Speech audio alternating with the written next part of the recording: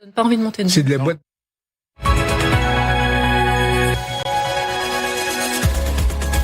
16h45 sur LCI. Merci d'être avec nous. C'est l'heure de votre grand dossier qui s'intéresse ce soir à la logique de la guerre de l'Iran qui ne semble pas ce soir vouloir céder à Donald Trump. Certes, Téhéran a transmis ses conditions pour la paix à Donald Trump, mais pour le moment, aucune information concrète n'a été donnée. Mais dans le même temps, nouvelles attaques de drones aujourd'hui dans le Golfe, aux Émirats Arabes Unis et au Koweït.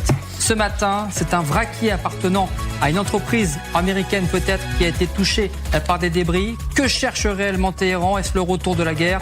On se posera la question. Israël également se tient prêt, en tout cas, nouvelle frappe hier au Liban.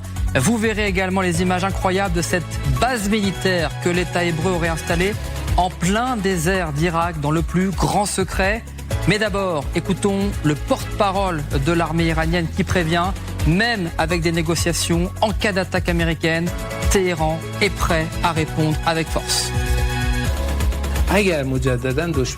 Si l'ennemi commet une nouvelle erreur de calcul et lance une agression contre notre pays, il sera certainement confronté à d'autres options surprenantes. Ces options, outre la détermination de mes collègues et camarades des forces armées, comprendront des équipements plus avancés et nouveaux, de nouvelles méthodes de guerre et, peut-être plus important encore, de nouveaux théâtres de conflit. En d'autres termes, la guerre s'étendra à des domaines que l'ennemi n'a ni anticipé, ni pris en compte dans ses plans. Nous pouvons surprendre l'ennemi à cet égard. Et je présente mes invités pour ce grand dossier aujourd'hui. Hélène Bonnet, reporter du service international LCI. Bonsoir Hélène. Marc Semo est également avec nous. Bonsoir. Journaliste spécialisé questions internationales. Vous êtes collaborateur au Monde, à Challenge, auteur de ce livre 100 questions sur la géopolitique aux éditions Talendier. Emmanuel Véron est également avec nous. Bonsoir. Docteur en géographie, spécialiste des relations internationales. Et puis le vice-amiral Michel Olagaret, amiral même, ancien commandant de l'école navale, ancien directeur des centres de hautes études militaires. Merci d'être avec nous, amiral. On a beaucoup de questions à vous poser aujourd'hui parce qu'il s'est passé beaucoup de choses, notamment dans le détroit d'Ormuz. Mais d'abord, donc, je vous le disais, Téhéran qui a transmis donc sa réponse à Donald Trump aujourd'hui en vue de ses conditions de paix, en tout cas le cadre de négociation. On l'attendait depuis plusieurs jours. On prendra la direction de Washington pour retrouver notre correspondant Justin Jankowski sur peut-être la première réaction américaine. Mais d'abord, que sait-on de cette réponse? Peu de choses pour le moment. C'est Siavosh Ghazi, notre correspondant RFI France 24 à Téhéran, qui nous livre les quelques informations que l'on a sur cette réponse iranienne. Bien sûr, on n'a pas les détails exacts de la réponse de l'Iran qui a été transmise au Pakistan, mais selon l'agence IRNA, l'agence officielle IRNA et l'agence ISNA, donc qui est proche du gouvernement, donc ce plan, cette réponse est concentrée sur deux choses, donc la fin de la guerre, la fin des hostilités dans toute la région, c'est-à-dire y compris au Liban contre le Hezbollah et les populations chiites du sud du Liban, et ensuite sur la sécurité du trafic maritime dans le détroit d'Ormuz et dans le golfe Persique. Mais pour l'instant, on n'a pas d'autres détails. On sait que la position de l'Iran sur la fin des hostilités est claire. Il faut que la guerre et les hostilités cessent dans toute la région, y compris contre le Hezbollah par Israël. Et en ce qui concerne le détroit d'Ormuz, l'Iran gardera le contrôle de ce détroit du golfe Persique. Et donc, puisqu'il y a une loi qui est en préparation au Parlement iranien qui impose donc de nouvelles règles sur le trafic maritime dans cette région, et l'Iran donnera des assurances sur le trafic maritime avec bien sûr la perception de taxes de la part de Téhéran pour chaque navire. Et pour bien montrer la volonté de l'Iran, il y a un pétrolier donc du Qatar qui a pu traverser le détroit d'Ormuz accompagné par les bateaux rapides iraniens dans ce détroit, mais dans le même temps un navire marchand américain a été donc la cible d'une attaque près des côtes du Qatar. Donc c'est une manière de montrer par Téhéran que c'est l'Iran qui contrôle donc à la fois le golfe Persique mais aussi le détroit d'Ormuz et la mer d'Oman. Siavosh Ghazi, donc correspondant à RFI France 24 à Téhéran. Je vous voyais réagir, Marc Semo. Première question que j'ai envie de vous poser. Les très peu d'éléments ont filtré pour le moment, mais bon. Mais surtout, dans ce que on sait pour le moment, il n'y a rien de nouveau. Depuis le début, les Iraniens disent qu'il faut un arrêt global des hostilités, y compris au Liban. Et deuxième point, le détroit d'Ormuz, c'est à nous. On prendra un droit de passage, et là-dessus, il y a une loi fixant une nouvelle modalité du trafic qui va être votée. Donc pour ça, il n'y a absolument rien de nouveau. La question est les autres points.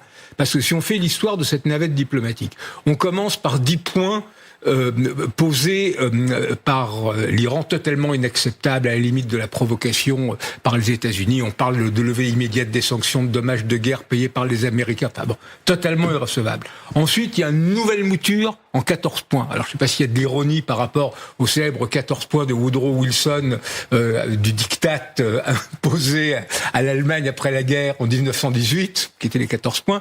Donc, dans ces 14 points, alors apparemment, des choses ont bougé. C'était toujours inacceptable par les Américains, mais c'était moins provocation pour eux simple. On n'a jamais su en détail. C'est là qu'on évoque la possibilité d'un moratoire, alors qu'il finalement pourrait même aller jusqu'à 15 sur l'uranium, sur l'enrichissement de l'uranium par le nucléaire. Et beaucoup de choses restent floues, avec toujours ce principe nucléaire, arrêt du nucléaire ou mise sous contrôle du nucléaire en échange d'une levée des sanctions. Donc maintenant, dans les autres points, on ne sait pas ce qu'il y a. Ce qui est évident, et je terminerai là-dessus, c'est que le pouvoir iranien, y compris le président Pezeshkian, dit c'est pas parce qu'on négocie qu'on capitule. C'est évident que mettre en avant ces points-là, c'est, entre guillemets, rassurer leur opinion publique. C'est toujours bomber le torse, on est prêt à la guerre, on ne cède pas, etc. Ce qui n'empêche pas que, effectivement, des négociations beaucoup plus concrètes, beaucoup plus précises ont commencé sur les autres points. Et probablement, on peut imaginer qu'un véritable moment de bascule sera la visite de Donald Trump en Chine. Les Chinois ont reçu le ministre des Affaires étrangères, Abbas Araghchi, il y a quelques jours, et pour la première fois, les Chinois ont fait un communiqué assez étonnant sous la plume du ministère des Affaires étrangères chinois, disant que la Chine peut jouer un rôle dans je cite globalement, que la Chine peut jouer un rôle dans la solution de la crise, ce qui, compte tenu de la prudence chinoise, est exceptionnel, dit comme ça. Effectivement. Vous êtes d'accord avec Marc Semo, mais Véron, on a quand même le sentiment que la pierre angulaire aujourd'hui des divergences, en tous les cas un possible accord et aujourd'hui d'un désaccord, ça reste le nucléaire iranien. Et visiblement, d'après les quelques informations qu'on a, pour le moment, il n'est pas fait mention d'éléments. Il y a d'un côté le programme nucléaire, ça c'est une constante et qui est structurante. Et puis il y a de l'autre côté le programme de missiles, programme missile balistique, qui est l'autre composante assez discrète dont on ne parle pas, mais que les milieux stratégiques et de défense aux États-Unis et en dehors des États-Unis, en Israël, etc., regardent et suivent également. Mais comme l'évoquait Marc Semo à l'instant, en fait, il y a vraiment une logique qui est propre à Hormuz sur la rivalité israélo-américaine et iranienne, sur ces fameux tirs, prise en compte de navires, tel navire, etc. Mais si on dézoome la focale, la logique de la guerre au Moyen-Orient, sur la zone Hormuz, sur le Golfe Persique, s'est élargie à un troisième grand acteur, ou un autre acteur qui est effectivement la Chine, qui a su tirer bénéfice diplomatiquement, si je puis dire, de la situation, bien que très impacté économiquement et très impacté, j'allais dire, politiquement et géopolitiquement, dans la perspective de la rencontre de Trump, qui est à ce stade encore maintenue, et donc en finalisation de préparation, les 14 et 15 mai, c'est-à-dire dans à peu près 4 à 5 jours maintenant. C'est jeudi, je crois. Et fondamentalement, finalement, les Iraniens peuvent dire ce qu'ils veulent, le régime iranien peut dire ce qu'il veut, etc. On est un petit peu suspendu aux lèvres de ce que sera dit Trump et Xi la semaine prochaine à Pékin à l'occasion de la rencontre bilatérale américaine et chinoise. Alors, hasard peut-être de la temporalité, il ne faut pas y voir une réponse à la réponse, en tout cas une réponse américaine, mais Donald Trump s'exprime aujourd'hui à la télévision américaine, c'est lors d'un show bien connu le dimanche aux États-Unis, et il s'exprime sur la guerre en Iran, et il en remet une couche d'une certaine manière sur la question de l'uranium enrichi. Et voilà ce que dit le président américain: nous aurons l'uranium quoi qu'il arrive. Nous le surveillons. Hélène Bonnet, vous avez suivi un petit peu avec nous ces déclarations. Il explique même dans cette émission que les Américains auraient des vues très claires, en tout cas sauraient exactement où sont ces 440 kilos d'uranium enrichi, qui sont cachés depuis des semaines, mais visiblement les Américains sauraient.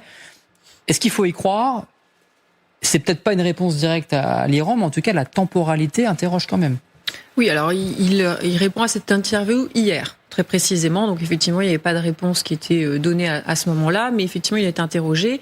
Il répond sur cette question de l'uranium en expliquant qu'il a créé, alors c'était en 2019, alors il ne rentre pas dans ce détail-là, mais l'US Space Force, et que cette entité, selon lui, est chargée de surveiller où est cet uranium, et il dit qu'ils ont une idée très précise de la zone, que si n'importe qui entre, ne serait-ce qu'avec un badge, ils sauront qui est cette personne, et qu'ils sont prêts à frapper si quelqu'un s'en approche. C'est du Trump. Dans les faits, c'est très difficile de dire si oui ou non les Américains savent avec certitude où se trouve cet uranium, en quelle quantité, si tout est au même endroit ou non. Encore une fois, on est un dimanche, il s'adresse à son opinion publique, donc c'est une manière de rassurer sur cette question de l'uranium. Et il va falloir attendre, en tout cas, pour savoir si ça fait partie, si c'est mentionné dans la réponse iranienne, parce que pour l'instant, on n'a aucune indication. Et pour revenir à la Chine, effectivement, qui avait pris la parole dans un communiqué la semaine dernière, la Chine avait dit oui à l'enrichissement civil, mais non à l'enrichissement militaire. Donc cette position, est-ce que c'est bien celle que la Chine va tenir vis-à-vis de l'Iran ? Mais si c'est le cas, peut-être qu'il y a là matière à trouver un compromis et peut-être forcer les Iraniens à céder sur ce point. Amiral Michel Olagaret, nous aurons l'uranium quoi qu'il arrive. Visiblement, ça reste quand même aujourd'hui, à l'heure actuelle, très compliqué par la voie de la négociation, parce que l'Iran tient tête à Donald Trump sur ce sujet. Je vous pose la question directement encore une fois. Ça relance peut-être encore une fois, ça remet une pièce dans la machine, à l'opération peut-être commando, pour aller chercher physiquement ces 440 kilos d'uranium enrichi d'Iran et pour les rapatrier aux États-Unis. Vous y croyez ? Ah non, l'opération commando, non. Alors comment il pourrait récupérer cet uranium ? Puisque le président américain... Peut-être pas la négociation, mais on assiste de toute façon à un raidissement des deux positions. Sauf que les Iraniens ont dit que parler de l'uranium, ça n'est pas une reddition. Donc ils acceptent d'en discuter. C'est quand même... alors que Trump, lui, dit non, on le récupérera de toute façon. Donc je dirais qu'il y a... Mais peut-on prendre ça en compte, j'en sais rien, une légère possibilité du côté iranien. En tout cas, nous, ce dont on s'aperçoit, c'est que personne n'est dans ces discussions, on ne sait pas ce qu'ont répondu les Iraniens. Simplement, ils accompagnent leurs réponses de réponses physiques. Il y a eu des drones sur le Koweït, je crois. Ils ont tapé également un bâtiment de commerce lié aux intérêts américains. Donc c'est une façon de dire voilà ce que je réponds et j'appuie ça par des faits, pas simplement des paroles et des écrits. Donc ça ne me paraît pas étonnant, puisqu'on a connu quand même une acmé au moment où ils ont attaqué des bâtiments de guerre américains, ce qui était quand même franchir une ligne rouge.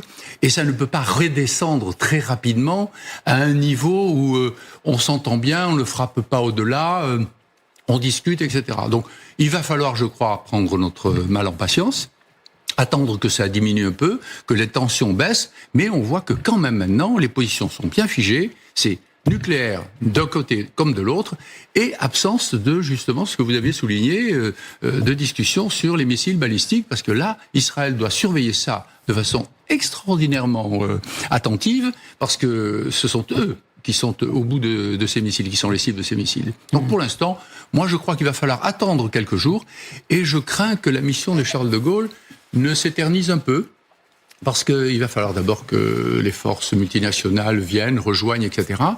Et on voit quand même s'éloigner un petit peu le moment où le calme s'établira sur les droits d'Ormuz. Et on parlera justement du Charles de Gaulle un peu plus tard dans l'émission. Dernière question, Marc Semo, est-ce que Donald Trump doit ou va peut-être céder sur cette question de l'uranium, ou c'est pas possible pour Washington ? C'est la ligne rouge aujourd'hui. Alors, pour Donald Trump, la première des choses, c'est que il avait déchiré l'accord de Vienne qui était de 2015, 3 ans plus tard, dans son premier mandat. Et donc, il est obligé, quelque part, au moins en apparence, d'arriver à avoir un peu plus de résultats. Si c'est pour revenir exactement au même point, non, d'autant que l'accord de Vienne avait de nombreuses limites, dont celle de ne pas prendre en compte la question balistique et la question du soutien de l'Iran à ses proxys dans la région. Donc, la vraie question, elle est dans le symbole du droit à l'enrichissement. Pour les Iraniens, c'est effectivement une ligne rouge, parce que tout pays membre signataire du traité de non-prolifération, en même temps, a le droit au nucléaire civil. Le problème avec l'Iran, c'est qu'ils n'ont pas arrêté de mentir sur leur nucléaire, parce qu'ils disaient les civils, quand on voyait les taux d'enrichissement qu'ils essayaient de faire en douce, jusqu'à 60%. et maintenant à 60%, ce qui est un usage strictement militaire, n'avait aucun sens. Donc la question maintenant, c'est de savoir quel compromis on pourra trouver qui leur permette à eux de sauver la face sur cette question du nucléaire, et à Trump, qui au début, tout comme Israël, disait « il n'y aura aucun droit à l'enrichissement pour les Iraniens ». Donc c'est là-dessus que ça va se jouer. Et ce n'est pas simple, et il y a une symbolique extrêmement forte. Alors je vous le disais en préambule, malgré ces négociations, en tous les cas, cette réponse iranienne, l'Iran reste extrêmement menaçante, extrêmement véhémente sur le terrain de la guerre, avec notamment ces nouvelles frappes. Téhéran n'a pas officiellement communiqué, n'a pas revendiqué ces attaques aujourd'hui, mais 2 pays du Golfe ont été frappés. Le premier, il s'agit du Koweït, qui a été très largement frappé durant les 45 jours de bombardement. Et le deuxième pays, ce sont les Émirats Arabes Unis. On va prendre la direction de Doha, juste à côté, justement, au Qatar. On retrouve notre envoyé spécial, Marion Russell. Marion, que sait-on de ces frappes sur ces 2 pays, et notamment aux Émirats Arabes Unis ? Eh bien, ce sont 2 drones qui ont été aperçus et interceptés dans le ciel émirati au milieu de la journée. C'est une annonce faite par le ministère de la Défense des Émirats Arabes Unis et qui fait suite à plusieurs vagues d'attaques ces derniers jours sur les Émirats Arabes Unis. Au total, sur une semaine, 4 jours ont été marqués par des attaques de plus ou moins grande ampleur. Alors forcément, les Émiratis sont inquiets, regardent vers le ciel et vers ces attaques iraniennes qui semblent reprendre, parce que c'est le pays qui a été le plus touché depuis le début de cette guerre. Ce que reproche l'Iran aux Émirats Arabes Unis, c'est sa proximité avec les Américains et une supposée proximité également avec Israël. En témoigne un appel qui aurait eu lieu entre Benjamin Netanyahou et les dirigeants émiratis il y a quelques jours, selon le New York Times. Alors les Émiratis en appellent aussi à leurs alliés américains, avec une inquiétude, celle que Donald Trump délaisse les Émirats Arabes Unis au profit d'une sortie de crise, d'une issue à cette guerre, même si la sécurité n'était pas rétablie dans le détroit et dans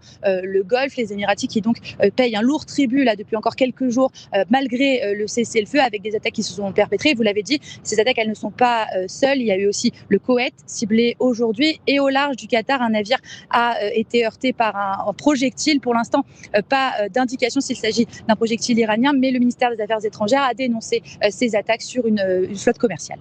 Marion Russell, envoyé spécial au Qatar, merci beaucoup. Question simple, Emmanuel Véron, pourquoi aujourd'hui l'Iran se remet à attaquer potentiellement le Koweït et les Émirats Arabes Unis ? C'est une façon pour le régime iranien de rappeler à l'ensemble régional que l'Iran a encore des vecteurs type drone Shahed et puis d'autres gammes de drones, mais également encore des missiles, et qu'elle est encore en capacité d'avoir des frappes qui font mal, qui remettent en question la continuité industrielle des pays riverains de l'Iran, etc., et notamment sur des infrastructures qui sont critiques, que ce soit à l'abord d'aéroports, de ports, de centres pétrochimiques ou d'usines de dessalement, etc., etc. Donc c'est le sujet de la durabilité de la guerre.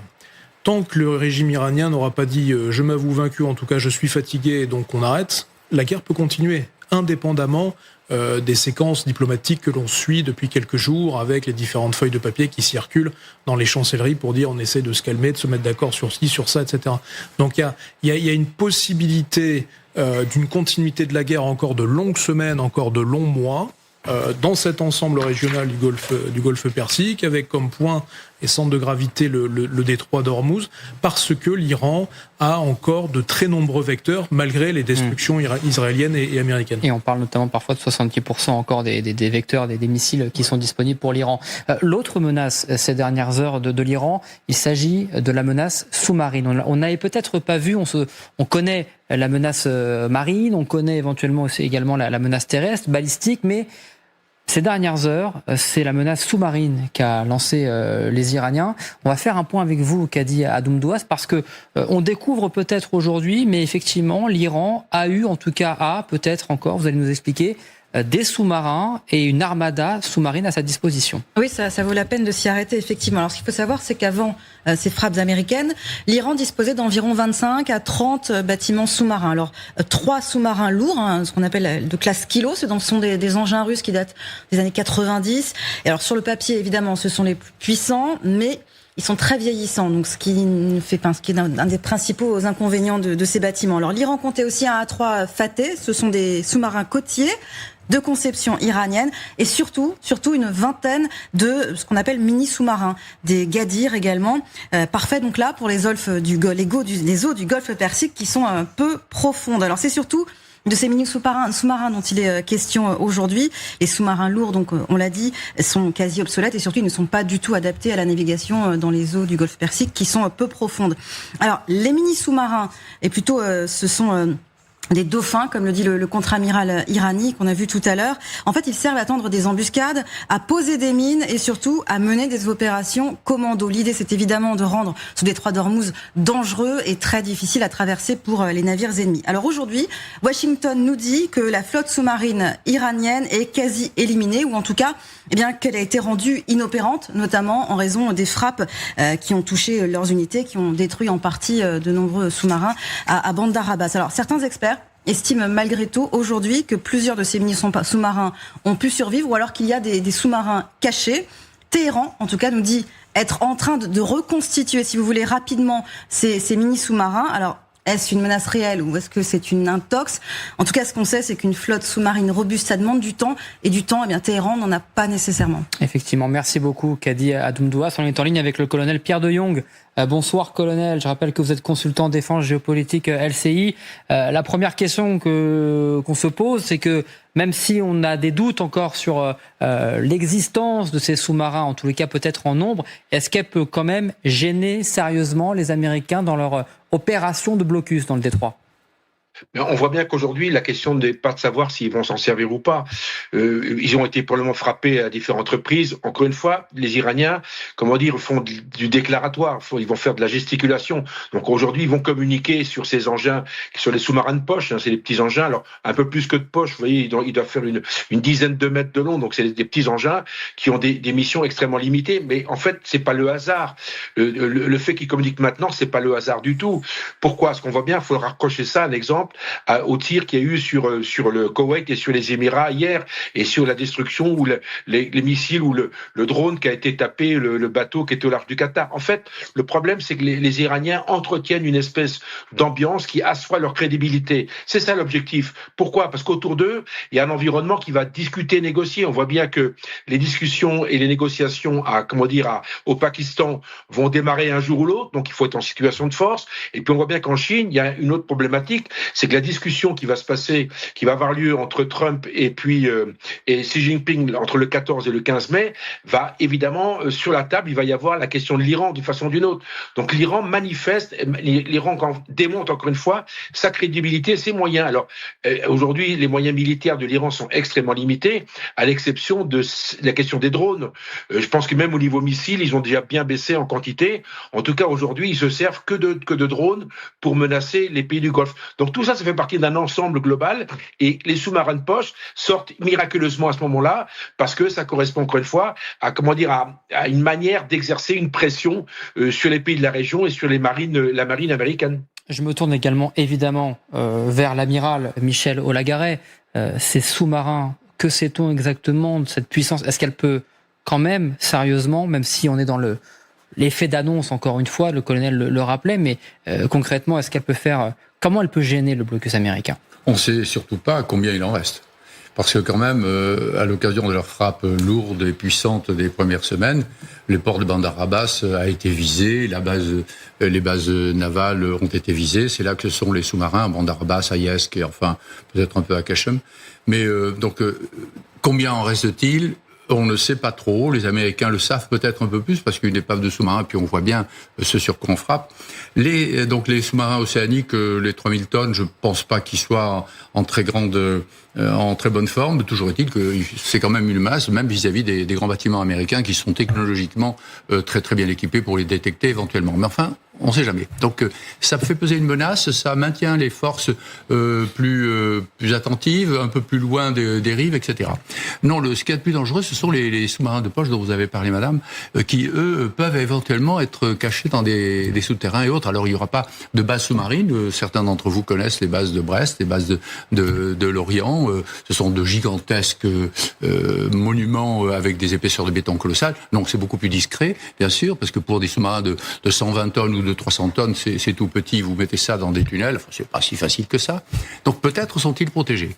Et là, il y a cette menace virtuelle, ce dont parlait le colonel Père de Jong et que je disais tout à l'heure, c'est-à-dire que ça accompagne ces menaces qui sortent comme ça de temps en temps, que ce soit les mines, que ce soit, on verra réapparaître les mines aussi.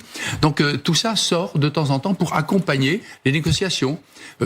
Trump dit, moi j'ai un gros bâton pour accompagner les négociations. Les Iraniens disent, nous on a des drones, d'ailleurs vous voyez, poum, ils frappent. Et puis on a des sous-marins aussi. Alors ces sous-marins-là, je crois pas trop au coup de, à l'utiliser de ces sous-marins en tant que coup de main, commando, etc. En revanche, poser des mines, oui.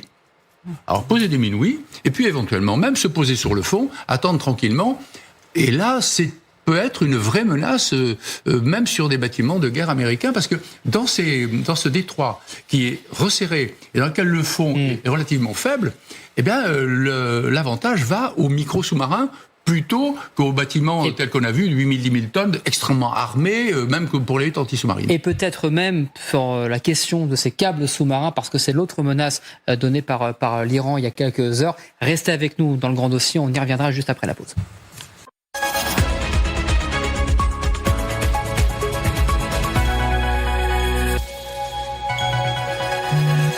Allez, suite de votre grand dossier. Dans un instant, on prendra la direction de Washington puisque l'Iran a transmis sa réponse à l'administration Trump et on attend la réponse américaine en vue des conditions de la paix pour la guerre en Iran. Mais d'abord, juste les 3 informations à retenir de l'après-midi avec d'abord ces 5 Français qui se trouvaient à bord du MH Vondus, ce bateau de croisière transformé en foyer de contamination au hantavirus, viennent d'atterrir près de Paris cet après-midi.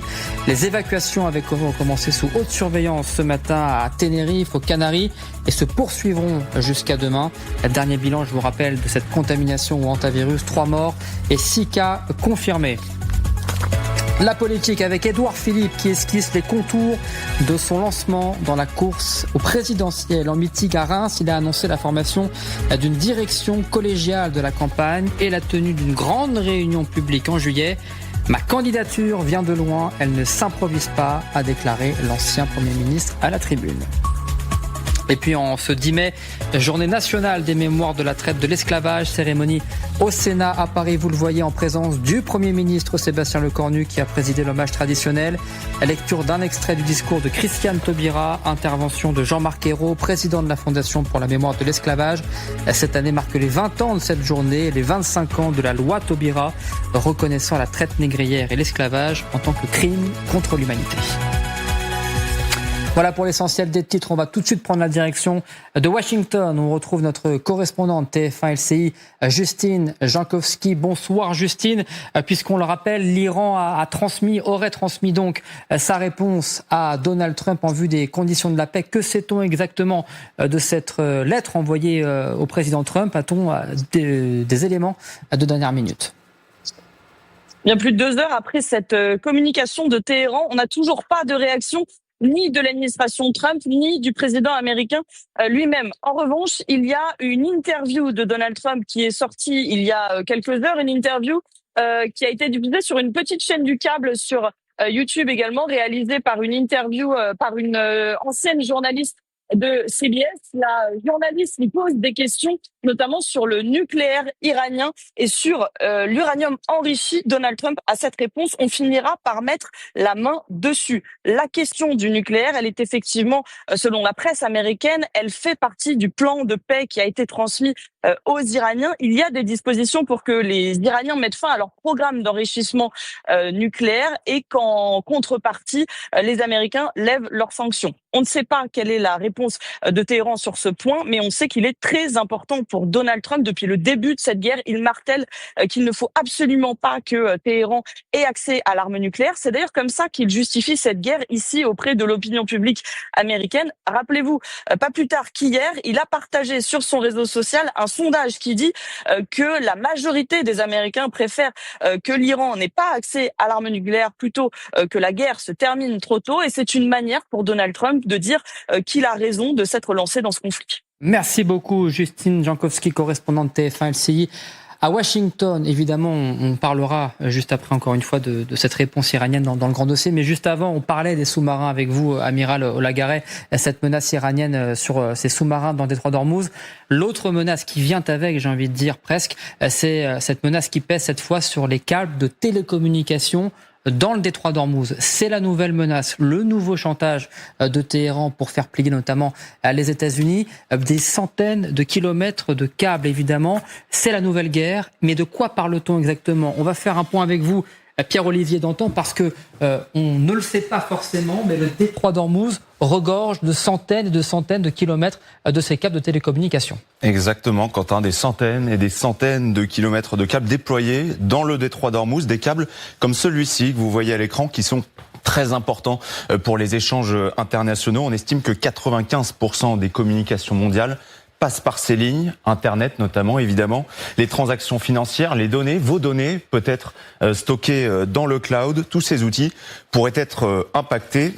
On peut vous présenter un schéma justement pour vous montrer un petit peu qu'on ne parle pas en fait ici d'un ou deux câbles, mais plutôt d'une dizaine de câbles qui relient les différents pays du Golfe, Oman évidemment, les Émirats Arabes Unis, le Qatar, mais ici c'est l'Iran qui souhaite exercer une certaine forme de souveraineté.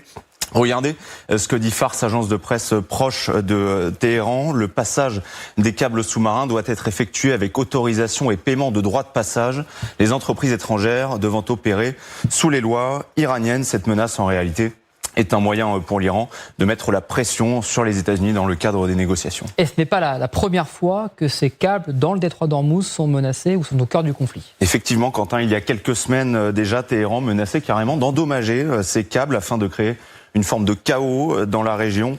Selon plusieurs experts, les gardiens de la révolution en auraient la capacité en réalité, car les eaux ne sont pas très profondes dans le détroit d'Ormuz et les sous-marins de poche iraniens pourraient parfaitement remplir cette mission. Rappelons tout de même que ce genre d'opération n'est pas nouveau. En novembre 2024 déjà, 6 pays européens, dont la France, avaient accusé des navires russes d'avoir saboté 2 câbles de communication et d'alimentation sous-marins. À l'époque, c'était en mer Baltique. Merci beaucoup, Pierre-Olivier Dantan. Emmanuel Véron, c'est fascinant, c'est presque une menace qu'on n'avait pas vu venir. C'est aussi dangereux, aussi puissant que le blocus du pétrole dans le monde. Oui, et puis en fait, ça permet d'avoir une action sur un autre domaine encore, le bloquer les flux de pétrole entrant et sortant, ça a un impact sur la consommation, sur les prix du pétrole et donc sur l'industrie mondiale. Mais là, le fait d'avoir une action cinétique sur les câbles sous-marins, comme ça a été parfaitement bien présenté, vous avez une action sur les communications. 90-95% des communications dans le monde, dès que vous échangez un message par téléphone, dès que vous échangez des mails, des informations bancaires et financières. Ça voudrait dire qu'on a une mesure de rétorsion sur les finances, l'économie et l'ensemble de la vie au quotidien dans la région. Donc c'est effectivement extrêmement puissant comme effet de levier, extrêmement dangereux, et probablement c'est l'une des raisons pour lesquelles l'Iran n'a pas encore laissé traîner d'encre sur le fond du Golfe Persique pour arracher ou endommager des câbles, parce que là on aurait fondamentalement, d'un point de vue financier, bancaire, mais plus large encore que cela, des effets de plonger dans le noir la région tout entière. Marc Semo, juste avant de vous donner la parole, je pose une dernière question au colonel Pierre de Jong, parce que tout à l'heure on parlait des sous-marins. Et évidemment, on se pose la question à quoi pourraient servir ces sous-marins, même si, encore une fois, il y a un effet d'annonce. Concrètement, colonel, est-ce que ces sous-marins qui sont déployés selon le régime de Téhéran pourraient servir justement à aller titiller, voire peut-être sectionner ces câbles sous-marins ? Sous-marins servent à transporter des commandos, etc. Mais vous savez que pour sortir d'un sous-marin, il faut un système de SAS. En sont-ils équipés ou pas, je ne sais pas. Mais on voit qu'il y a un équipement minimum pour permettre la sortie de 2-3 commandos de ce sous-marin sous l'eau. Donc ça, on n'en sait rien. Mais c'est vrai qu'aujourd'hui, ces sous-marins peuvent mettre des mines en place, mais évidemment, ils pourraient, s'ils ont la capacité technique, ils pourraient bien évidemment, encore une fois, détruire ces câbles. Mais comme je vais le dire à l'instant, votre correspondant, très concrètement, ce qui se passe, c'est qu'avec une ancre qui traîne derrière une vedette, on peut arracher, on peut faire des dégâts. Tout ça, encore une fois, ça participe à une espèce de mise en ambiance générale et la démonstration de la capacité à nuire de l'Iran. Sachant également que cette histoire de câble est extrêmement importante. Pourquoi ? Parce que dès lors que les fonds appartiennent à l'Iran, puisque l'Iran revendique, si vous voulez, la souveraineté totale sur le détroit d'Ormuz, évidemment, le fond du détroit d'Ormuz appartient évidemment à l'Iran. Donc là, c'est extrêmement compliqué. Et donc, évidemment, ils mettent, une pièce dans la machine. Et tout ça, c'est vraiment, c'est du décor, parce qu'évidemment, ils en sont pas capables. Ils peuvent pas mener une opération de destruction des câbles, parce que je pense que les rétorsions seraient immédiates. Comment voulez-vous que les pays du Moyen-Orient s'en sortent quand on voit la quantité d'informations qui transitent par ces câbles? Donc tout ça, ça fait partie du déclaratoire. Comme les sous-marins de poche, comme les mines, comme les tirs, ils ont tiré 1 ou 2 drones sur Koweït et sur les Émirats. Tout ça, ça maintient une forme de pression, mais ça permet de rester, comme on dit, en deçà du seuil. Et ce seuil est très important parce qu'on n'est pas dans le cadre d'une rupture du cessez-le-feu, mais on reste bien en deçà de cette rupture. Merci beaucoup, colonel Pierre de Jong. Marc Semo, vous vouliez réagir? Oui, les câbles sont effectivement quelque chose d'à la fois fondamental et très fragile. Alors, il y en a 1,3 million de kilomètres dans le monde. Et de fait, ce qui est fascinant, c'est que les câbles suivent les routes maritimes. Et notamment, effectivement, les grands câbles, notamment le plus long qui est le Transpacifique, qui fait Asie et qui est jusqu'aux États-Unis, 17 000 kilomètres, passe dans la zone, parce que c'est la route traditionnelle. Et alors oui, il est facile à couper. Le problème, c'est que les conséquences sont dévastatrices, à commencer pour l'Iran lui-même. Parce que c'est même plus de 95% des données numériques qui passent par les câbles, le satellite, tout ça, c'est pas grand-chose. Et ça montre aussi l'énorme vulnérabilité de ce qu'on appelle du numérique et de ce qu'on appelle de l'immatériel. Parce que les centres de données, les câbles et les logiciels sont des choses éminemment physiques, éminemment matérielles et éminemment destructibles. Et on sait qu'il y en a beaucoup qui sont notamment logés du côté des pays du Golfe, du côté des Émirats Arabes Unis, qui seraient évidemment touchés. Dernière question très simple, Emmanuel Véron. Si jamais un câble venait à être sectionné, ça nous toucherait, nous, en France? Ça pourrait nous impacter? Absolument. Par exemple, ce serait des informations bancaires, des informations sur la finance, des informations sur l'économie du pétrole dans la région. Et on sait combien le Moyen-Orient pèse dans l'économie mondiale de l'énergie pétrolière et gazière. Donc il y aurait des conséquences tout de suite, immédiates, globales, et dans le temps, avec un effet en cascade en fonction de la dégradation du ou des câbles, durable, absolument. Et dernier point, avant de laisser la parole à Mia, c'est le sujet de la réparation et de la maintenance. Identifier la zone où c'est endommagé ou complètement détruit, le temps de dépêcher des bateaux, on est en zone de guerre, etc. Donc ça serait une gigantesque difficulté. Amiral, dernier mot. Du point de vue légal, les câbles sous-marins et toutes ces transmissions-là sont protégés par la Convention des Nations Unies sur le droit de la mer. Ça c'est une chose, mais bon, même maintenant que vaut la légalité actuellement... La question, effectivement. Ils échappent à la juridiction nationale. Oui, attention, oui, ils échappent. Alors deuxième chose, ce détroit n'appartient pas à l'Iran, comme je l'ai entendu, pas du tout. Il appartient à l'Iran et à Oman. Oman est en face. N'oubliez pas, donc, la répartition des eaux territoriales, mais surtout des zones économiques exclusives, dépend de certains arbitrages qui sont donnés, qui sont rendus. Un des plus fameux, c'est celui entre le Chili et l'Argentine, qui a été rendu par le pape. Il n'y a pas très longtemps. Donc alors maintenant, je pense pas qu'on fasse appel au pape dans cette encore que. Mais donc il n'y en avait pas question. Simplement, donc il faut bien voir que Oman est partie prenante. Oui. Et de ce point de vue-là, Oman qui a essayé toujours d'être un peu neutre dans ses rapports avec l'Iran, etc. Eh bien, il serait bien que la force multinationale, celle qui est en train de se constituer, vienne en soutien d'Oman pour dire non, mais légalement, attention, c'est une voilà. Ensuite, il faut dire une chose, c'est que la plupart des grands pays se sont dotés d'organisations militaires chargées de la surveillance des infrastructures, de la protection des infrastructures, et qu'il y a bien sûr, qui sont développés beaucoup d'outils pour à la fois surveiller donc des drones sous-marins, ceux-là suivent les câbles, et ça existe véritablement, et puis aussi la capacité de réparer ces câbles sous-marins. Donc c'est quand même une guerre, on n'est pas pris au dépourvu par tout ça, c'est très fragile, c'est très dangereux, c'est très coûteux, mais quand même c'est pris en compte. Alors évidemment, il y a un pays qui regarde tout ça de très près, c'est évidemment Israël. Vous avez vu la déclaration de Benjamin Netanyahou cet après-midi sur votre écran. La guerre en Iran n'est pas finie. Déclaration du Premier ministre israélien qui évidemment regarde les derniers événements de très près. Et on a vu ces dernières heures ces révélations incroyables sur la projection de l'armée israélienne dans cette guerre, notamment en Irak. Parce qu'effectivement, d'après notamment les médias américains, Israël a réussi à installer une base militaire en plein milieu du désert irakien, sans même que les autorités irakiennes ne soient au courant. On va faire un point justement avec vous, Kadi Adoumdouaz, vous nous avez rejoint parce que... Ça nous fait rire, ça nous fait rire. Oui, mais voilà, ça vous fait rire, mais en tout cas, c'est très sérieux parce que Kadi, ce qui peut-être est très, encore une fois, ironique dans l'histoire, c'est que tout cela aurait pu rester totalement secret sans la présence d'un berger irakien juste dans la zone. C'est vrai que dit comme ça a l'air d'être une histoire rocambolesque, mais en tout cas, c'est bien réel. Ce sont les journalistes du Wall Street Journal qui révèlent cette histoire assez dingue. Et la question qu'ils soulèvent, en fait, nos confrères, c'est tout simplement, est-ce qu'Israël a vraiment installé cette base militaire clandestine en plein territoire irakien pour frapper l'Iran? Et ils ont des preuves qui attestent de ce fait. Je vous explique, ça se passe à 1000 km de Tel Aviv environ. Et vous voyez cette carte qu'on vous a fabriquée avec notre service infographie.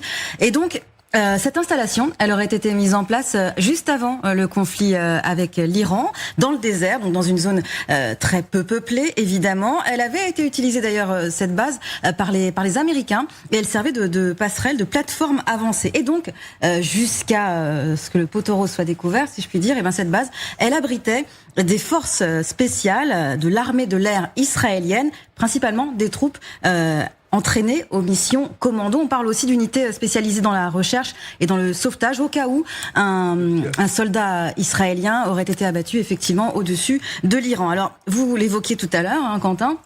Tout a basculé quand ce berger a remarqué en fait une activité inhabituelle. Parce que vous voyez dans cette photo, on a vu avant-après, le 19 février, et ensuite quelques jours plus tard, le 6 mars. Vous voyez la transformation. On voit une activité réelle. Et donc ce berger a constaté une activité inhabituelle, à savoir des vols d'hélicoptères réguliers. Des troupes donc irakiennes sont envoyées sur place pour vérifier. Et effectivement, Israël a aussitôt riposté. Un soldat irakien a été tué. 2 autres ont été blessés. Et Washington était visiblement au courant de l'existence de cette base. C'est ce que nous disent encore nos confrères du Wall Street Journal. C'est un article que je vous invite à lire, qui a été publié il y a quelques heures. C'est une affaire qui soulève évidemment énormément de questions. Et en l'occurrence, la première, c'est comment une telle installation a pu être opérée avec la connaissance américaine sans que l'Irak n'en soit informé. Et justement, on va poser la question à Raphaël Jérusalemi, qui est avec nous en direct. Bonsoir, ancien officier du renseignement militaire israélien. La première question que j'ai envie de vous poser notamment, c'est la première fois que Israël est capable justement de se projeter et de créer de toutes pièces une base militaire dans un pays étranger ? Non, pas du tout. Un exemple très récent, c'est l'année dernière, lorsque, durant la guerre des 12 jours, les Israéliens ont activé la base qui était aussi une usine de production de drones, construite sur le sol iranien, au nez à la barbe donc des gardiens de la révolution. Il y avait une usine et une base donc avec des agents du Mossad pour des drones spéciaux qui ont été utilisés donc sur le sol iranien même. Alors il y a d'autres bases avancées, militairement parlant, les bases avancées, le monde entier les utilise pour leurs opérations. En général, on essaie de s'arranger avec des pays qui sont d'accord. Par exemple, l'Azerbaïdjan, nous avons une base avancée en Azerbaïdjan. Mais quand les pays sont pas d'accord, on le fait en secret. Malheureusement, les Irakiens n'étaient pas d'accord au moment de Saddam Hussein, et les Américains ont eu cette même base d'ailleurs avancée. On a utilisé la même. Et aujourd'hui, le gouvernement américain se montre par exemple incapable de neutraliser les milices chiites pro-iraniennes qui attaquent les intérêts américains. Et donc, on n'a pas demandé leur avis au gouvernement irakien. Robert Marxemo, vous vouliez réagir ? La question qu'on se pose quand même, c'est comment l'Irak a fait pour ne pas être au courant ? Est-ce que vraiment il n'était pas au courant ? Déjà, c'est possible que les Israéliens n'aient pas trop cherché à le mettre au courant pour les évidentes raisons que les pro-iraniens sont quand même très nombreux au sein du pouvoir irakien, donc de ce point de vue-là, c'était pas la meilleure chose à faire. La meilleure chose à faire. Ensuite, oui, il y avait l'accord des Américains. Là, comme vous le disiez, c'est une base avancée qui a déjà été utilisée. Les Israéliens, par exemple, avaient toujours eu des bases au Kurdistan irakien. Dès que le Kurdistan était autonome, et a fortiori après 2003, il y a toujours eu une présence israélienne discrète mais efficace. Ça remontait d'ailleurs, les liens entre les Kurdes irakiens et Israël, ça remontait à l'époque de Mustafa Barzani, du dirigeant historique des Kurdes irakiens des années 60-70. Voilà, c'est des pratiques courantes, de la même manière qu'il y a des bases avancées effectivement en Azerbaïdjan, y compris qui devaient servir à l'époque où les Israéliens pensaient à faire des raids de destruction d'installations nucléaires avec des avions qui, au retour, se seraient posés en Azerbaïdjan. Ce qui reste quand même saisissant, c'est de se dire qu'il y a des soldats israéliens qui étaient sur le sol irakien sans la connaissance des autorités irakiennes. Et on va faire un point avec Dylan Adamat, notre correspondant justement en Irak, à Erbil précisément. Dylan, parce que vous connaissez parfaitement la géographie évidemment de ce pays, il faut bien comprendre qu'il s'agit là d'un désert où il n'y a personne à des kilomètres, des dizaines, voire des centaines de kilomètres. Donc c'est très simple potentiellement de pouvoir installer une base militaire dans le plus grand secret. Oui, absolument. C'est assez simple pour les forces israéliennes, américaines. Et puis la base, comme vous l'avez dit, a été manifestement découverte en mars, donc par ce berger et puis par les autorités irakiennes. Mais alors, est-ce que l'État irakien a son mot à dire dans cette histoire ? C'est ça la question. Eh bien, pas vraiment, puisque les Israéliens se sont installés dans ce désert avec l'accord des Américains, qui, depuis 2003, vous l'avez dit, agissent avec une grande autonomie dans le pays. Donc aujourd'hui, le gouvernement irakien, via son porte-parole, a officiellement indiqué que les informations du Wall Street Journal n'étaient pas vérifiées à ce stade. Et cette position est probablement une façade qui vise à ménager les milices chiites et leurs relais au sein du gouvernement et ainsi éviter une nouvelle escalade du conflit sur le territoire irakien. Merci beaucoup Dylan Adamat, correspondant TF1 et LCI en Irak. On va continuer parce qu'évidemment l'actualité évolue de minute en minute. Je vous le disais, déclaration du Premier ministre Benyamin Netanyahou, le Premier ministre israélien, qui indique que la guerre n'est pas finie. On va prendre la direction justement de Tel Aviv. On retrouve cette fois-ci notre correspondante en Israël, Bethsabée Salem. Bethsabée, évidemment, cette déclaration, elle retentit à l'heure où il y a des négociations, à l'heure où l'Iran a transmis son accord, a transmis en tout cas une réponse aux États-Unis. Pourquoi cette déclaration ce soir de Benyamin Netanyahou ? Je pense qu'un des éléments, c'est que selon Benyamin Netanyahou, et c'est une information qui a fuité il y a quelques heures dans la presse ici, eh bien Donald Trump serait toujours impliqué, n'aurait toujours pas changé d'avis sur cette question du nucléaire et souhaiterait que le stock d'uranium enrichi à 60%, c'est 440 kilos, soit absolument retiré du territoire iranien. Et je pense que si Benyamin Netanyahou insiste sur ce point, c'est qu'il sait qu'il a l'aval, en tout cas pour l'instant, du président des États-Unis. Et on insiste ici depuis des semaines déjà. C'est l'un des éléments principaux en fait de la sortie de cette guerre qui finira par un accord. Il faudra aller soit se saisir soi-même de cet uranium enrichi, soit il faudra que Téhéran plie accepte les conditions américaines pour que l'uranium aille soit aux États-Unis ou en tout cas hors du territoire iranien. Vous savez, il y a de plus en plus de spéculations autour d'une possible mission. C'est envisageable, une mission. Il faudrait les États-Unis, il faudrait Israël, mais c'est une mission extrêmement complexe parce qu'il faudrait repérer où se trouve cet uranium, il faudrait énormément d'explosifs pour y parvenir puisque c'est certainement plusieurs dizaines de mètres sous terre, voire plus. Ensuite, il faut des travaux d'ingénierie, mettre tout ça sur un avion et ce n'est pas évident. Il n'est même pas sûr que les États-Unis ou même Israël, qui a pas mal de renseignements sur place, sachent même où se trouve cet uranium. Aujourd'hui, Benyamin Netanyahou insiste là-dessus parce que c'est ce qui tient le plus à cœur Israël aujourd'hui et Israël est très inquiet de voir que pour l'instant les négociations sont dans l'impasse et que d'ici quelques mois tout à fait l'Iran pourrait reprendre son programme nucléaire. Bethsabée Salem en direct de Tel Aviv, correspondante TF1 LCI. Merci beaucoup. Hélène Bonnet, dans la temporalité, c'est quand même intéressant de voir que cette déclaration elle est faite juste après cette réponse iranienne. L'uranium, ça reste encore une fois le nerf de la guerre, le point central de ces négociations. Alors, c'est une certitude côté israélien. Et ce que disent les Israéliens, c'est que c'est aussi une certitude côté américain. Alors, on verra dans le temps si effectivement Donald Trump continue d'être ferme sur ce point-là. Dans l'interview qu'il avait donnée, qu'il a donnée et qui a été diffusée aujourd'hui, il continue d'affirmer que cet uranium sera récupéré. Alors, ce qui est intéressant dans ce que dit Benjamin Netanyahou, effectivement, c'est de dire on ira le chercher. Alors, après un accord ou pas après un accord, et selon lui, Donald Trump reste focalisé sur ce point. C'est quand même, ça va être difficile pour et pour les Israéliens, mais aussi pour Donald Trump, de quitter le Moyen-Orient sans avoir résolu ce problème-là. C'est vrai que Donald Trump aura du mal à vendre une victoire s'il n'a pas géré ce problème du nucléaire. Oui, il y avait diverses interviews dans le journal Haaretz, le grand quotidien d'opposition de gauche israélien, de hauts responsables de l'état-major qui disaient noir sur blanc, si on ne récupère pas les 440 kilos, cette guerre est un échec. Ils le disaient plusieurs, et tous martelant ce même message. Emmanuel Véron, est-ce que aujourd'hui Israël, en plus des États-Unis, a la capacité de pouvoir aller chercher cet uranium ? Probablement qu'Israël a beaucoup de renseignements, très organisés, très en profondeur dans l'ensemble du Moyen-Orient et en particulier en Iran.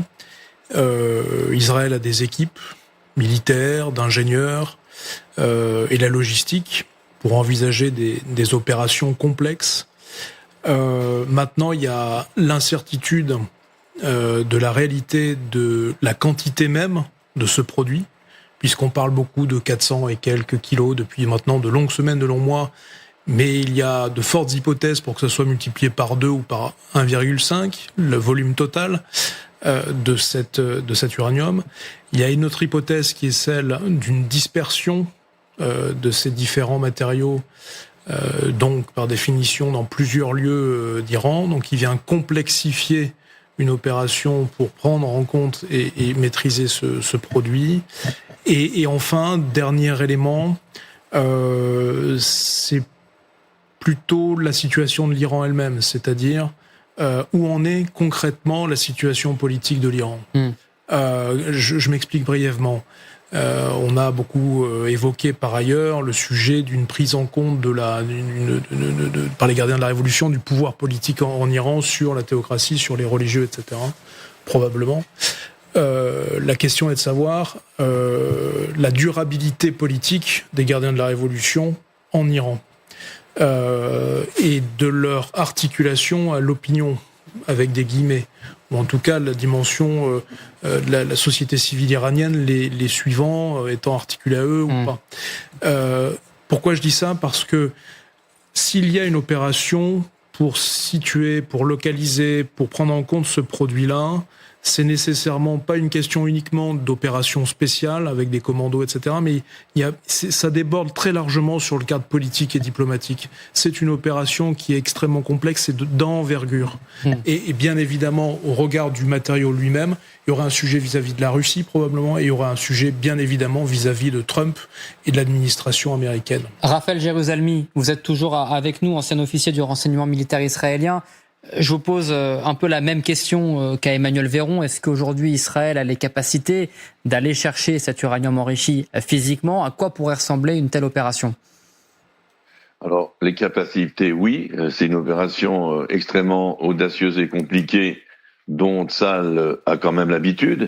Dans ce cas précis, il faut quand même une piste d'atterrissage, il faut au moins 1000 hommes au sol, il faut du matériel très lourd comme des bulldozers, voilà, et j'en passe. Et donc, il y a des alternatives. Il y a d'autres façons, car pour les Israéliens, il n'y a que deux possibilités.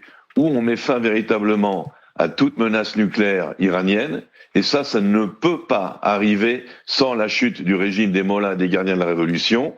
On en veut pour preuve que même Donald Trump n'a pas confiance dans un accord avec eux, puisqu'il ne voudra d'un accord que si l'uranium est enlevé de l'Iran. Donc ça montre à quel point il n'a aucunement confiance avec qui signe cet accord. Et sinon, eh bien on continuera ce que les Israéliens ont fait depuis toujours, c'est-à-dire de retarder à chaque fois d'1 an ou de 2 ans l'avancée de ce programme nucléaire en utilisant toute la panoplie à leur disposition qui va de l'élimination ciblée aux cerveaux, aux techniciens importants du programme nucléaire iranien, de l'utilisation de la destruction de certains sites qui sont pas des centrales nucléaires, mais qui sont indispensables au programme nucléaire iranien, surtout à Ispahan, des centres de recherche, ou si vous avez, pour la faire très simple, des boulons qui sont indispensables à cette grosse machine. En ce qui concerne l'uranium lui-même, on sait où il est monitoré par satellite et par drone, et pour l'instant, tout ce qu'on peut faire, c'est suivre ce que font les Iraniens. S'ils essayent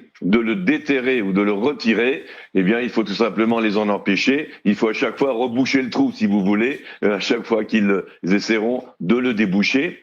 Et surtout, n'oublions pas qu'il y a d'autres alternatives qui font que même avec de l'uranium enrichi, on n'a pas encore la bombe atomique. Il y a aussi l'eau lourde qui a été attaquée. Il y a le yellow cake, les gâteaux jaunes qui ont été attaqués. Donc tout ce qui est autour, si vous voulez, même le propergol, c'est-à-dire le carburant pour les missiles avec ogive nucléaire, tout cela, c'est autour la panoplie qui permet non pas d'éliminer ce programme, mais de le retarder à chaque fois, de repousser l'échéance. Amiral, je vous voyais réagir notamment sur les capacités d'Israël, à savoir précisément où étaient ces stocks d'uranium. Non, je réagissais d'abord sur votre conte de Noël avec le berger qui découvre une base dans le désert. Bien sûr, je suis désolé, mais le gouvernement irakien ne peut pas maîtriser son pays, c'est évident, il a 41 milices chiites, pro-Iran, etc. Mais de là à ne pas savoir ce qu'il y a, non, certainement pas. Sur l'uranium, pour le coup... Vous voulez me ramener à l'uranium ? Oui, non, mais on y revient. L'uranium, d'abord, ce que dit M. Jérusalemi est intéressant, c'est qu'ils savent très exactement, dit-il, où se trouve cet uranium. C'est déjà quelque chose d'important. Ensuite, d'après ce que j'ai compris, il serait enseveli. Maintenant, autre chose, c'est que Netanyahou dit oui, le président Trump est absolument fixé sur le fait de récupérer cet uranium, mais la position de Netanyahou, c'est de pousser Trump, il ne le suit pas, il le pousse. Les Israéliens ne veulent pas que cet uranium reste en Iran. Et bien sûr, ils vont tout faire pour que ça ne se passe pas comme ça. Donc ils le poussent. Ils vont, bien sûr, on peut toujours retarder le processus avec les laboratoires parce qu'il y a miniaturisation des têtes. Enfin, fabriquer une bombe atomique, c'est pas simplement avoir du combustible. Il y a aussi les dizaines de tonnes d'uranium enrichi entre 10 et 60%. Déjà, si vous prenez 442, mais si vous en avez, je sais pas moi, 5 tonnes qui sont enrichies à 45%, on recommencera à produire des centrifugeuses, des choses comme ça, par dizaines de milliers, et ça repartira comme avant. Donc, c'est quelque chose qui est loin d'être fini, même si Trump récupère ses 442 kilos. Alors, voilà. on a vu effectivement que c'était à la fois une entre guillemets, chose très importante pour Benjamin Netanyahou et également par Donald Trump qui l'a redit encore ce soir, il allait récupérer cet uranium enrichi. Évidemment, on se pose la question comment, c'est toute la question et tout le débat qu'on a autour de ce plateau. Mais on va prendre la direction de Washington parce que la question qu'on se pose, c'est pourquoi une telle affirmation de Donald Trump aujourd'hui sur cette question de l'uranium, pourquoi cet intérêt aussi soudain pour cet uranium. Justine Jankowski, est-ce que c'est une manière aussi de répondre à sa population, à son opinion américaine? Il va falloir qu'il récupère coûte que coûte, il va falloir qu'il ramène, entre guillemets, un trophée à l'issue de cette guerre. Oui, Donald Trump a besoin d'une victoire et d'ailleurs, il a depuis le début justifié cette guerre par la menace de l'arme nucléaire obtenue par les Iraniens. C'est comme ça qu'il justifie d'avoir commencé un conflit avec l'Iran auprès de la population américaine. Pour l'heure, ici à Washington, c'est le matin et c'est surtout le suspense parce qu'on attend toujours la réponse de l'administration américaine à la communication iranienne. On attend soit une communication de la Maison-Blanche, soit une prise de parole de Donald Trump sur son réseau social. A priori, il passe la journée à la Maison-Blanche, il travaille. On a en revanche une prise de parole du secrétaire à l'énergie qui s'est exprimé dans une émission de CBS et qui martèle lui aussi la position de l'administration Trump sur le nucléaire iranien. Il dit la fin du programme nucléaire sera probablement obtenue par la négociation. Le monde ne peut tout simplement pas vivre avec un Iran doté de l'arme nucléaire. Et c'est aussi ce que martèle Donald Trump. Je vous le disais, c'est comme ça qu'il justifie sa guerre. On sait que le nucléaire, c'est un point qui est dans la proposition de paix que les Américains ont envoyée à l'Iran. On ne sait pas, bien sûr, ce que l'Iran a répondu sur ce point, mais c'est effectivement l'enjeu crucial pour Donald Trump. Merci beaucoup, Justine Jankowski, correspondante TF1 LCI à Washington. Alors, on voit quand on se pose un petit peu de ce qui s'est passé toutes ces dernières heures, ces derniers jours, on a donc d'un côté la réponse iranienne à ces conditions de paix, en tout cas ce cadre de négociation entre les États-Unis et l'Iran.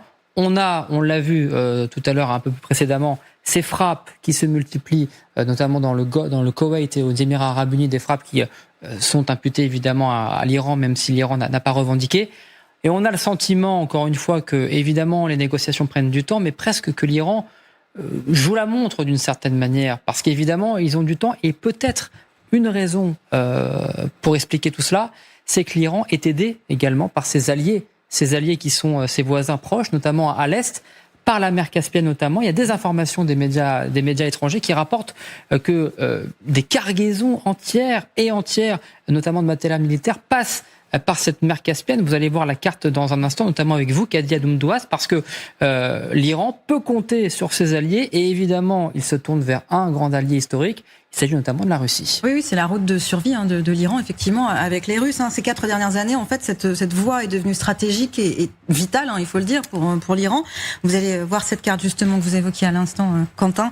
C'est une voie donc stratégique. Regardez, on vous a fait cette carte pour bien comprendre de quoi on parle, quels sont les enjeux géographiquement. Regardez, donc il y a 5 pays autour de la mer Caspienne, donc la Russie que vous voyez ici au nord, le Kazakhstan au nord-est, le Turkménistan à l'est, l'Iran donc là que vous voyez clairement au sud, et l'Azerbaïdjan qui est à l'ouest.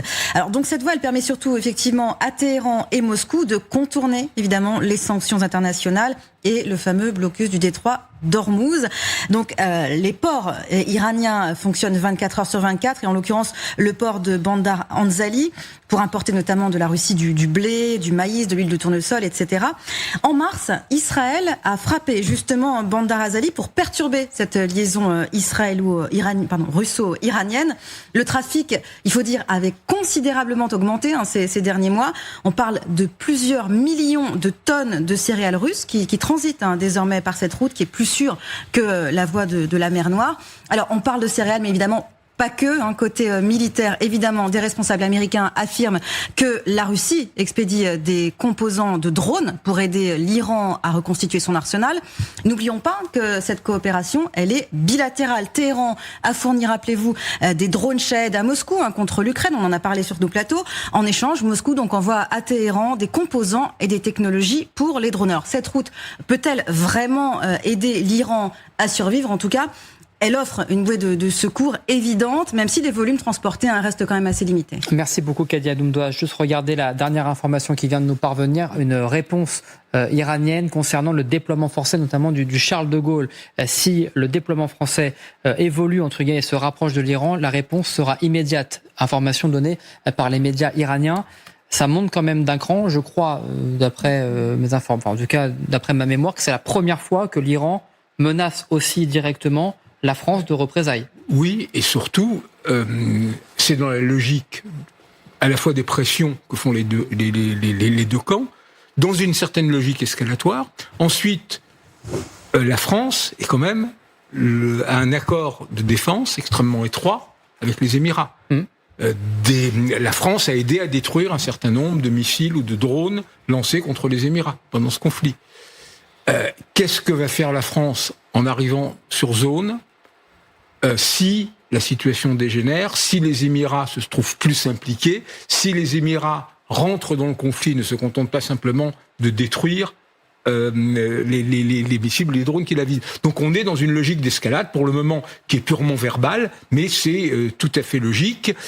Cette idée des Européens de dire nous, on n'intervient que quand tout est calme et cette guerre n'est pas notre guerre, c'est quelque chose qui est difficilement audible par à peu près tous les gens directement impliqués sur le terrain autour. Et justement, Hélène, vous vouliez réagir ? Oui, et puis dans leur déclaration, je crois que les Iraniens disent voilà, si potentiellement il y a une aide aux États-Unis, alors c'est pas du tout ce qu'ont expliqué les Français, les Britanniques.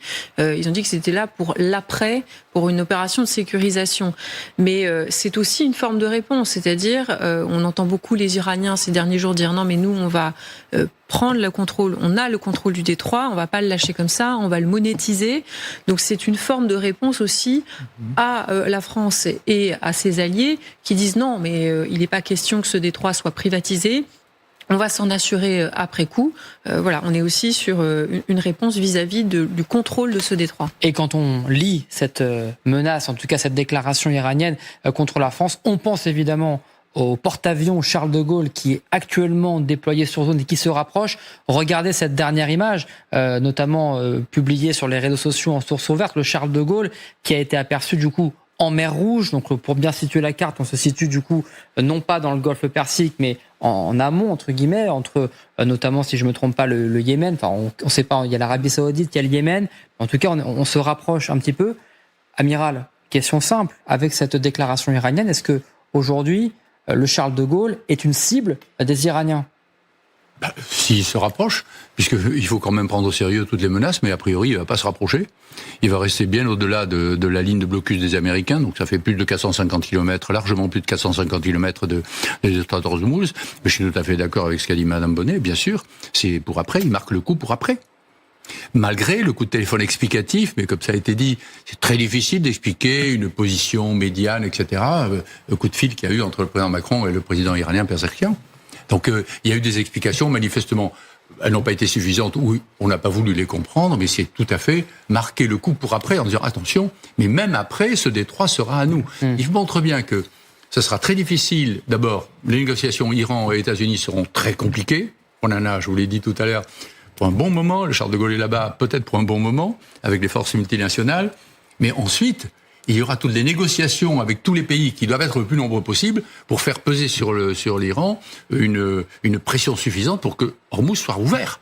Ils vont pas se laisser faire comme ça. C'est-à-dire qu'il se profile une discussion-négociation avec les États-Unis et ensuite une discussion-négociation avec l'ensemble du monde concerné par cela. Avec le risque que ce monde-là ne soit pas uni. Absolument. Vous pouvez avoir des entreprises et des armateurs qui ne l'est disent, pas. écoutez, on ne veut absolument pas de problème et on va payer. Et puis il y a des pays qui pourraient être intéressés par ce précédent. Oui, Malacca, etc. Oui. Voilà. Alors, en revanche, il y a aussi des très grands pays, à commencer par la Chine, qui sont au cœur de l'économie globalisée, pour qui l'idée de péage sur les détroits maritimes, on commence par Hormuz et ensuite ça s'étend, est évidemment inacceptable. Amiral, je vous pose la question, on voit la carte, évidemment la position du Charles de Gaulle n'est pas officialisée, c'est évidemment secret. Par satellite, tout le monde la connaît. Voilà, exactement. Donc là, on a à peu près le positionnement du porte-avions Charles de Gaulle. Est-ce que, dans cette position, est-ce que le Charles de Gaulle est à portée de tir iranien? Non, non, ils ont bien dit s'ils se rapprochaient d'Hormuz. Non, je pense que quand même, pour l'instant, les premières cibles seraient plutôt les porte-avions américains. Mais de là à frapper un porte-avions américain ou à tenter de le faire, ce qui paraît difficile quand même, il y a quand même de la marge. Non. Pour l'instant, non, et d'ailleurs, il se tiendra, mais très largement, puisque nous sommes en phase de planification et de préparation, de montée en puissance, d'organisation. La planification multilatérale, avec des moyens, alors d'abord, des missions politiques à déterminer de façon la plus précise possible, des moyens militaires à mettre en place, avec qui va participer, qui ne va pas participer. Ensuite, les règles d'engagement, parce que lorsque vous déployez une force, a priori, si c'est pour faire de la figuration avec un joli béret d'une couleur jaune ou autre, en disant « moi je suis pacifique, je tirerai jamais », ça marche pas. Hein. Vous avez vu l'ONU. Les bérets sont bleus et nous perdons pas mal de gens aussi sous la bannière de l'ONU. Mais il n'empêche que effectivement, il faudrait que ce soit effectif. Donc c'est quand même très très compliqué d'organiser ça. Il y en a pour un bon moment. Simplement pour l'instant, c'était un geste politique. Et à ce geste politique, il y a une non-réponse des Américains qui n'ont pas réagi. Très curieusement, Trump n'a pas réagi à ce déploiement parce que peut-être dans son entourage, lui a-t-on dit que il pourrait peut-être s'en servir. Peut-être. En revanche, réponse des Iraniens, réaction des Iraniens. Donc il était normal que lorsqu'on arrive comme ça dans un théâtre, eh bien les autres acteurs du théâtre soit se poussent, soit ne se poussent pas. Emmanuel Véron. Oui, non, un mot, c'est que le porte-avions n'évolue pas seul et seul pour lui-même, c'est-à-dire qu'il évolue dans ce qu'on appelle un groupe aéronaval. Vous l'aviez sur les images satellites que vous montriez précédemment, il y a un bâtiment de ravitaillement pour le porte-avions lui-même et pour les bateaux qui l'environnent, qui viennent le protéger, qui viennent le défendre, et le porte-avions a des moyens de défense lui aussi en propre. Donc c'est une bulle qui avance, une bulle diplomatico-politique, militaro-politique, et comme le disait l'amiral, vient accroître un élément de pression pour une négociation qui est à horizon plusieurs semaines, plusieurs mois. Alors, dernière question, Marc Semo, très brève. Ça va changer un peu la donne sur le déploiement français ou pas du tout? Est-ce que Charles de Gaulle va rester à distance maintenant, ou au contraire, pas du tout, ça continue sa traversée? N'importe comment, l'idée était que le Charles de Gaulle reste à distance. Il n'était pas, le but n'était pas pour le moment, qu'il est seul, malgré la bulle de sécurité avec le groupe aéronaval, qu'il soit à l'entrée du détroit d'Ormuz. Ok, bon voilà, en tout cas, évidemment, et on rappelle que c'est la première fois que l'Iran menace à ce point la France dans ce conflit. Merci d'avoir animé le grand dossier avec moi. Je rappelle que vous pouvez l'écouter dans tous les podcasts, que ce soit les émissions de la semaine avec Amélie Carrère ou bien le week-end.